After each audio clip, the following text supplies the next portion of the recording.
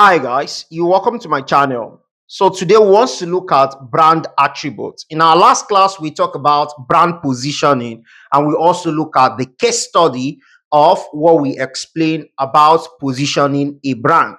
So today we want to talk about how to determine the attributes of a brand. If a client walk up to you that they want to work with you and you've helped them with their brand positioning, what is very important for you to work alongside with them is their brand attribute, because this is going to help your design journey. Either you want to create a logo for them, either it is marketing design or what have you. Understanding a brand attribute will let you do this very well, and I'm going to take you step by step on how you can get that done with a case study alongside with it. And I know you are going to enjoy it and you're going to learn a lot in this particular class. However, at the end of the class, you're going to see how to tailor all of this into design. So you always find it difficult coming up with a logo idea, not knowing the exact kind of logo you should do for a client. I think this is the solution for you. So let's get started. So as a beginner or intermediate designers, let's move closer now. So when you talk about brand attributes, here are the four major things that you want to look out for when you are working on the attributes of a brand. Number one is the brand target audience. That's the very first thing that you want to look out for. If you're able to get that, the second thing that you want to work on is the value proposition. So if you're able to get the value proposition for that particular brand, then you move towards the tone of voice. So when you work on the tone and the voice of that particular brand, the last thing to work on is the look and feel, which is a very important thing for you as a designer. So let's get started with the brand target audience. When it comes to target audience, I usually recommend that the business should go and start. That's what I usually do. If you're a startup business owner and I know that your knowledge about business is not something so much, I get some from the kind of conversation we have, you cannot really tell much about the problem you want to solve. If that is the case, I always advise clients to go and start. So when they start, they should note people that are buying from them. With that, they can know their target audience better. Do you understand? Because sometimes, if you really don't understand the business you are getting into and the kind of problem you want to solve, don't let me say you don't know the business you are getting into. If you don't know the people that you want to actually solve this particular problem for, because some business will start just with an idea or observation that people are suffering for this particular thing, so let me provide solution to it, then it become a business. So some business are like that. So if your client is that kind of business, what you want to advise the client is that go and get started. So when you get started, when people patronize you, maybe after 6 months or a year, then you must have known the people that are buying what you are selling. Then with that, you can determine your target audience. But let's take, for instance, that your clients understand the people that have that particular problem that they want to solve. Then you can what? Help them by understanding their target audience in this manner. So if we want to determine the target audience for a brand, what we do is to work on these four questions. And when I say these four questions, people always made a mistake here by trying to look into demographic and psychographic. We need those two things, but that's not going to let us actually determine our clients or be able to understand our clients. Do you get where I'm coming from? So I'm going to tell you where demographic and psychographic comes to play in this exercise. But let's get started with the very first one, which is determining your target audience. So the very first thing you should ask is that what is their problem? The people I want to solve their problem, what exact problem are they having? Number two is that what is the impact of this problem in their life? Number three, and you may be asking, why are you asking for the impact of the problem? This is it here. I might have a problem. If that problem is not really affecting me, let me give you an instance. I have a kind of not too white teeth. My teeth is not that white if you look at it carefully, especially if I open my mouth. It's a problem for me. I actually want a shiny white teeth. But that problem is not really a big deal. Why? Because I'm not feeling pain. Nobody uses to abuse me. I'm not losing job because I have yellow teeth and so on like that. So it's a problem, but the impact of that problem in my life is not much.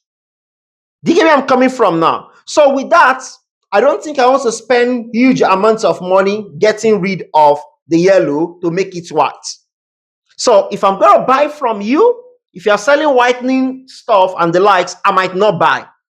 Why? Because the problem I have is not really having a negative impact on me like that, or be like a bondage or something that I really want to get rid of. So that's the reason why you have to understand the impact of the problem in the life of the audience. Do you understand where I'm coming from? So if you look at it now, I think bottled water, as cheap as it might be, so I think the most expensive one is around 4K. If I'm not mistaken, I don't know. I stand to be corrected. But you can sell a bottled water for millions of dollars. That's a lot of money.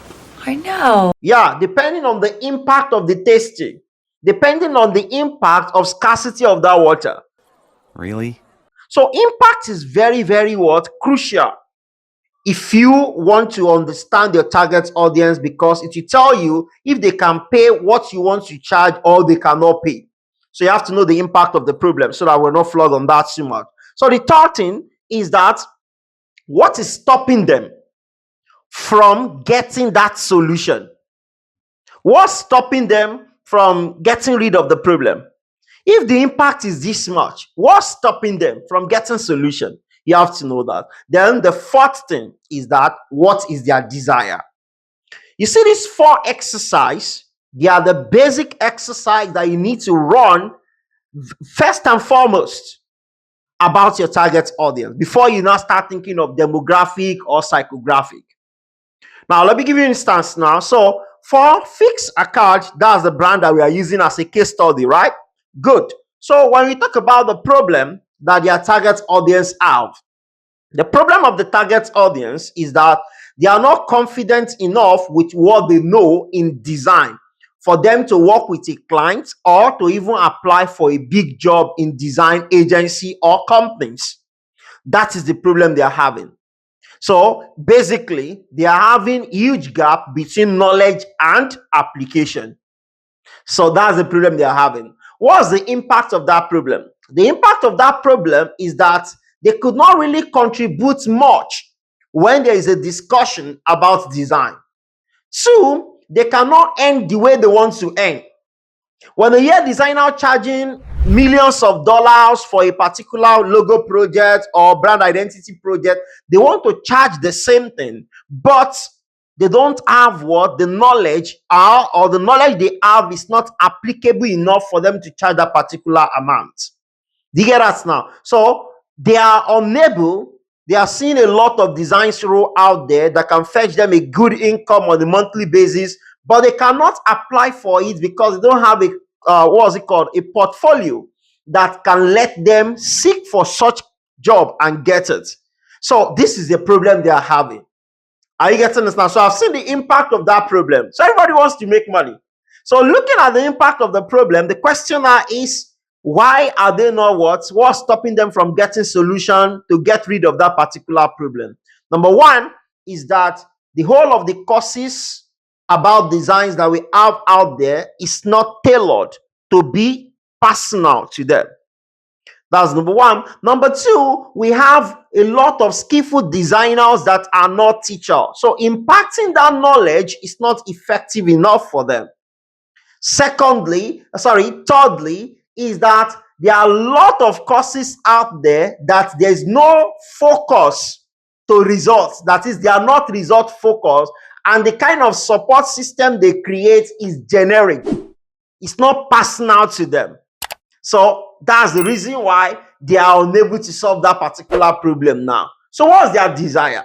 Their desire to become what? To become a better designers that can apply the knowledge they have so that they can also work with clients, and also what? Command high payment for every of their projects. So if this should be the case, we now need to look into us. Okay, so these people that have this problem, what is their age range? Where are they staying? Which work are they doing currently? That is where demographic comes in. We want to go and search for those people now. Am I making sense now? So demographic comes because we want to go and search for those people that have this particular problem. Solution has come. That's where demographic comes in. Demographics does not let you understand your clients or let you know how to serve them.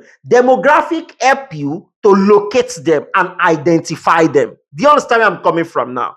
Absolutely. Cool. Now, what are the things we are now going to look for in this particular case? Because there are different things to consider when it comes to demographic.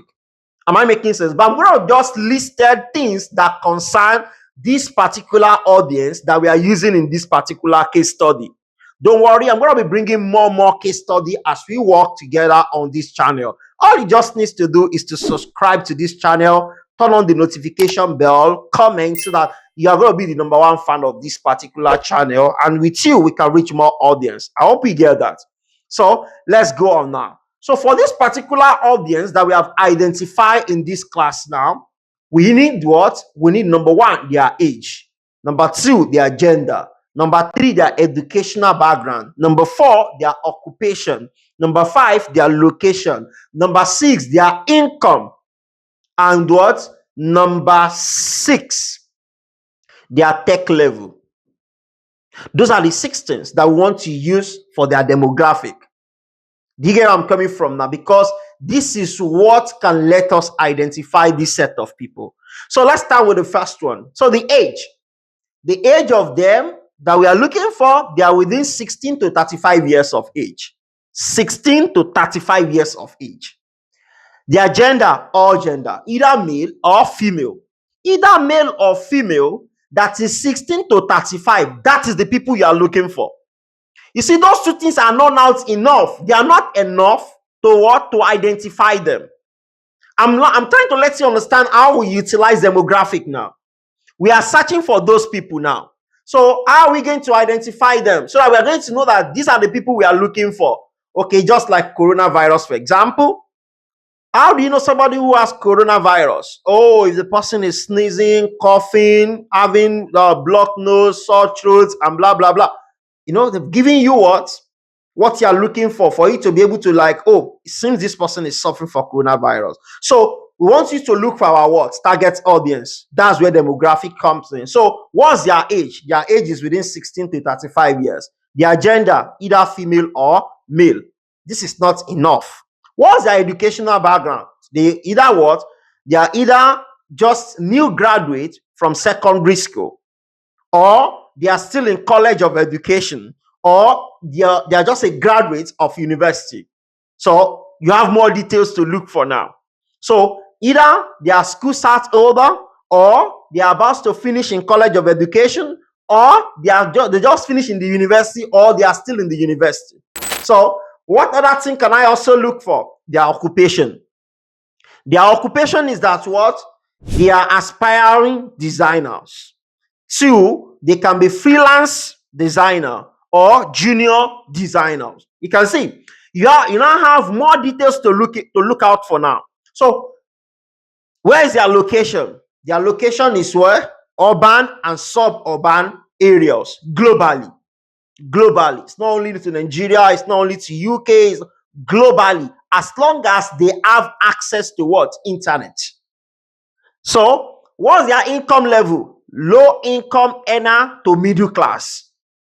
Low income what? Earner to middle class. What's their tech savvy? They are the type who love gadgets. They always be on social media or anything tech get them interested. So with this now, you can easily identify them. So if you see somebody that is within the age of 16 to 35 and is either a male or a female, and that person can either be what? A school start holder, or somebody who is about to finish in college of education, or somebody that is about to finish in the university or finish in the university. They are aspiring designer or freelancers, or they are junior designers. When you see those people living in urban and suburban areas, are you getting this now? And their income is low or at the middle range. That's our target audience. Bring them here. Please bring them here. Do you get that now? That's where demographic what comes in. Now, psychographic. Psychographic is very important because everybody, not everyone will admit that they are having this particular problem. Do you get where I'm coming from? We can have these characteristics. The people that has these characteristics, they might not still be our target audience. So how are we going to know that they are our target audience? More, we've been able to see all these people now. How can we sell to them? Think. Think. How will they admit that they are having this particular problem? Because some people will have the problem, but they will not admit that they have. Just like coronavirus, some people will have it and they will still tell you that they don't have it because they probably think by the time they take them into what isolation, that's like a death sentence, and they will be arguing with you. That's where you need what? Psychographic. Psychographic is what will make you know how to communicate into their emotion. That will make them now what? Okay, we admit. Do you get where I'm coming from? That will make you now let them understand that you don't know this thing now does not mean that that's the end of life for you. In short, you are intelligent. For you to even admit that you don't know it, all of those things. That's where psychographic comes in. So when it comes to psychographic also, there are a couple of things we need to look into. But for this case study, we are looking into what? Their learning style. What's their learning style? What's their experience level? What's their career goal? So somebody who does not want to admit that his design is not still good, because you see somebody with a bad design and they will still be confident and tell you that what they are doing is good and condemn your own that is even good. Yeah, some people are like that. They don't admit that they are not good yet. So he asks, what's your career goal? Oh, I want to be working for Apple. Okay, what does Apple design looks like? Okay, do you think your design and their design look the same? So obviously, when you compare, they can also see, no, it's not the same, but I'm working. Okay, don't worry, we can get you there. How much are you charging currently for your flyer? You see, career goal is what makes us come up with that particular conversation now. So we ask, what is their motivation? What's their interest? What's their aspiration? What's their values? What's their lifestyle? What's their attitude? Their pain points, and so like that. All of this will help us to know them better. So that's that for target audience. I hope you get this clear now. So we'll move on to the next exercise, which is what? Value proposition. Now, when it comes to value proposition, this is a cool job that you need to take your time and do a lot of mind map. Do you get where I'm coming from now? So for our case study here, we highlighted some certain things that make us fulfill our right. That's it. Value proposition is that thing that he wants to present before them. Am I making sense now? That we worth their money. What was that thing that he wants to give us that worth us paying you? After we've paid all other people and we are still the same, how can we be sure that you are the Messiah we are looking for? That's value proposition. If somebody get me clearly. So I'll take it again. Value proposition is like the promise you are making to them. Like what you put in place. It's not really like a promise you are saying to them. What you put in place that make you certain that yes, you are the solution provider. That's value proposition. Do you get where I'm coming from now? Or what worth them to invest in you? I don't know, I'm going to put it better, but I believe you get it now. So for Fix a Card, core competency, teaching approach, outcome focus, community building, ethical standard, innovation, support system, and the list goes on. So we listed all of these things out and we defined them one after the other. So when you say core competency, what are we talking about? Do you get where I'm coming from? We get special teacher for special courses.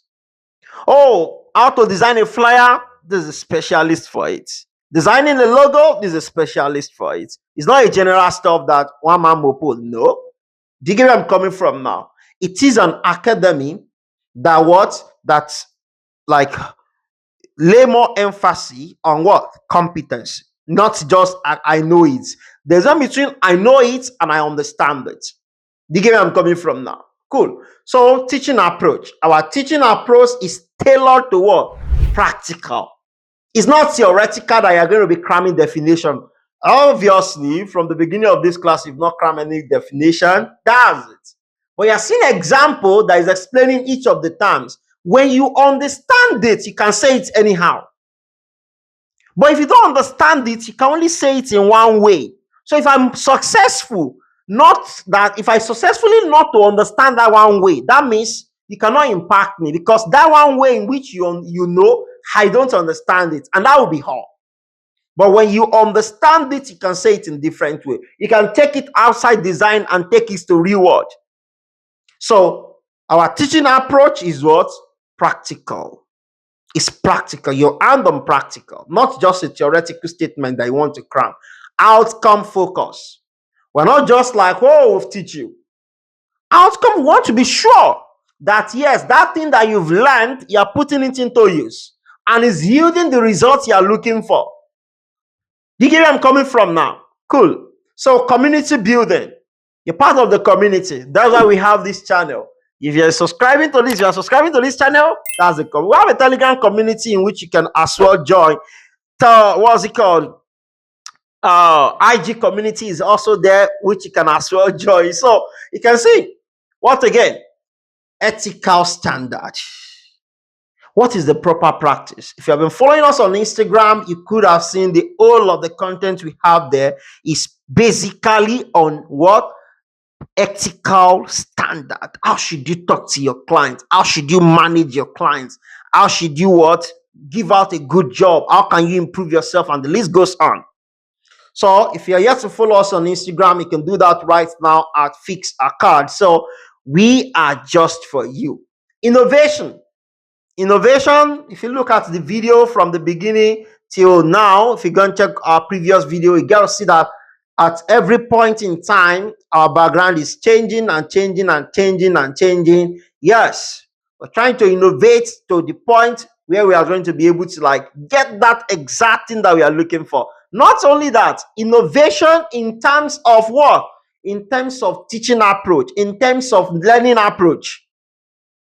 Oh, these guys are not getting these things because it's a pre-recorded course. Instead of pre-recorded course, let us make it a live session and also what? Make a recording available. Do you get where I'm coming from? Innovation is basically improving on what people know. That same thing that they know, bring it in another form that they will recognize that it is what they know. Yeah, yes, of course, a lot of people will tell you that we prefer a physical class to online class. They know that, right? They know that online class might not be that effective, like they are seeing you one-on-one. So innovation comes in, whereby you feel like you are seeing that teacher one-on-one. Do you get where I'm coming from? So that's that about a support system. 24/7, you come into my DM, not like a what's it called? A Discord community that you are there anytime I have chances when I'll come to meet you, or anytime the teacher after that. No.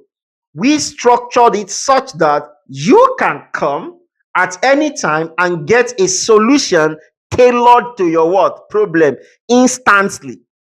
It's not like a group something, it is individual.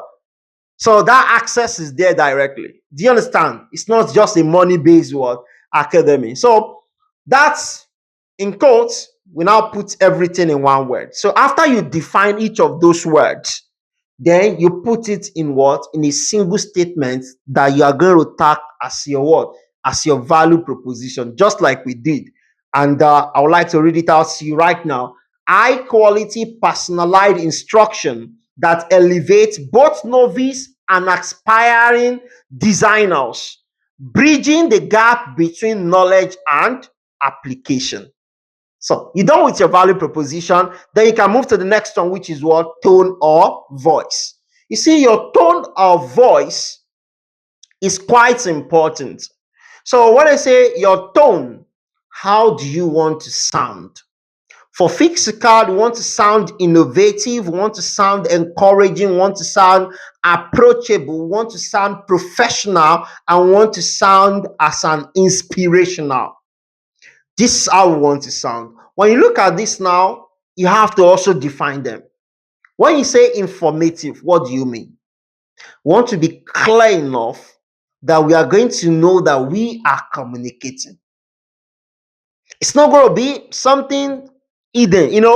I've been a teacher for for more than a decade. Yeah, for like a decade and a half now, I have been teaching. And I understand the ethics and everything that binds teaching. Do you get where I'm coming from? If you cannot explain it enough that a 5 years old will understand, then you have not what? Understand it enough. So it's going to be quite informative that you can understand it step after the other.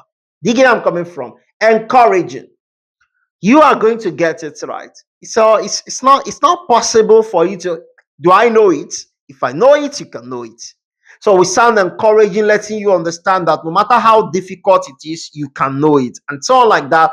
Approachable. And of course, you can see the way we approach you shows that it's not something too formal that, yes, there's need for you to meet this before you can reach out to your teacher and so like that. So these are the things you want to do for your clients.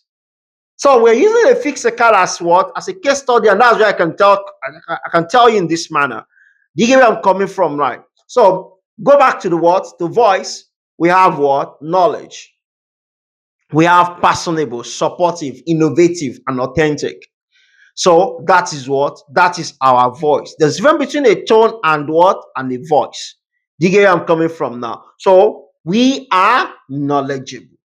That's what we stand for. We are personable. That's what we stand for. Supportive. That's what we stand for. Innovative is what we stand for. Authentic. We stand for that. So now goes to the last part of this exercise, which is what? The look and feel. Now, this you have to be very, very attentive, because this is where the design comes to play. Why do they have their logo like this? Why is their design always looking like this? And so on like that. Because you are working on branding. Consistency, and consistency is part of what they want to use to recognize you. So your look and feel need to be consistent, in line with who you said you are. Am I making sense now? So what's the look and feel for this particular brand? We are modern, professional, creative, minimalist, and vibrant. Can you see? From this look, I can determine what kind of color is good for this brand. Do you get where I'm coming from? Because oftentimes when designer wants to choose color for brands, they tend to like ask themselves that, oh, what kind of color can I use for this brand? Okay, yellow is this, blue is this, and the like. We are still going to talk more about the meaning of color, because when it comes to the meaning of color tends to change with the kind of shape that you are using. Do you get where I'm coming from? There are a couple of things we need to understand when it comes to picking color. You don't just pick color and neglect the shape. Because let me give you a very quick example. If I have blue color, normally we said it's attributed to trust and the likes. There are a couple of attributed facts that you can put alongside with blue. But I quickly want to use this. Whenever you see blue color, in this case, it simply means that it is something you have to do. It is like what? Must do. Do you know where I'm coming from now? Must what? Must do. Whenever you see what? Blue. It's like an order that you must do it. Now, if you see red is what? Warning. Are you getting this now? Red is what? Warning. And I'm taking this now because when you are looking into the meaning of color, then you also have to look into what? Symbol. Do you get where I'm coming from? Because a lot of designers usually like, oh, my logo needs to have a meaning. Or should I? Okay, don't worry. in our next uploading, when we are looking into what the application of the look and feel, I'm going to take you through what I want to explain now about color and shape. If you understand this very well, then I promise you, you'll be able to pick the appropriate color for your clients and you'll not be bothered again about psychologists. Don't wound yourself with all those big vocabularies. We're going to trash everything and we're going to understand it with peace. So when it comes to the look and feel of this brand, we have modern, we have professional, creative, minimalist, and vibrant. That is the look we are going for. And when it comes to the feel, we want you to feel welcoming, inspirational, engaging, supportive, and dynamic. That is the feel we want you to have. So whenever you come in contact with us, you're welcome. You get where I'm coming from? Inspirational. You get inspired after you leave. Engaging. Yeah, I think since morning you have been watching this, obviously. What can I say? Am I making sense now? We are resonating with you. So quite engaging, supportive. We'll give you information you actually need whenever you come into our DM, obviously, at any time. Dynamic. And we can be dynamics in many ways. So now, once you're done with your look and feel, the next thing you want to do is to create a mood board. But before I go into creating mood board, I want you to know something. Let's take, for instance, that you are running this whole exercise from the brand positioning that we started from down to this point now. If you want to run this exercise with clients, how do you go about it? Now, you can't know more than the client because they are the owner of the business. Tell me more. However, obviously, when client comes into my DM to work with me, after the first talk that they brief me about what they want to do, there's need for us to now arrange for a discovery session that lasts for at least 30 minutes. And when I say at least, it means it can go beyond 30 minutes. I guess, but it's not going to be below 30 minutes. That is where we want to have a thorough conversation to know the level in which they are. You see, all this level lets you understand the level in which your clients are, what they have on ground, what they understand, what they don't understand. It takes to understand them. And this session is listening session. It's not a teaching session. We'll talk about that later, obviously. But let's take, for instance, that you've gathered some information about your brand, about your clients. You now need to understand them better. Like, you need to understand them better so that you'll be able to guide them when you're running this particular exercise. And if you're a business owner that you want to do this by yourself, ChatGPT can help you. Obviously, even you as a designer, you can use the ChatGPT to help your clients. Obviously, it's going to do everything for you purely. However, don't leave ChatGPT to it. You have to input some words that will make ChatGPT tailor whatever response is given to your need. And when it brings up is what responses, you look into it. Does it tally with what you have in mind? Does it tally with what you really stand for? If it does not, reframe your thoughts or use what ChatGPT provide for you that is not in line with what you really stand for. Use it as a guide. Because obviously, it's not going to give you exactly what you want. And at times, it can do. So, it's a very good advantage for you to use. So, we are going to be looking into the look and feel mood board, and I will take you from that mood board to how we come up with a logo and also color, and why we have more than 3 colors. Yeah, I've seen designer asking me before that, you're not supposed to use more than 3 colors on a design. How come you give this particular brand 5 colors, 6 colors? Because normally, if I work with you, I give you at least 4 colors. At least 4 colors. So why 4 colors? Why 6 colors? When on a design, you should not use more than 3 colors. Why are you not giving clients 6 colors and the likes? We'll see in the next video, by God's grace. So I know you know a designer that is not good yet. And I know you want this world to full of a good designers that know what they are doing, of which whatever you spend your money on is actually how you want the life to look, right? So share this content with your friend. Let them have a taste of what you're having, and with them With increase in subscribers and increase in engagement, obviously, we are not going to stop. We are going to be more energetic and keep providing you with the value that you really want. Until then, let's keep creating.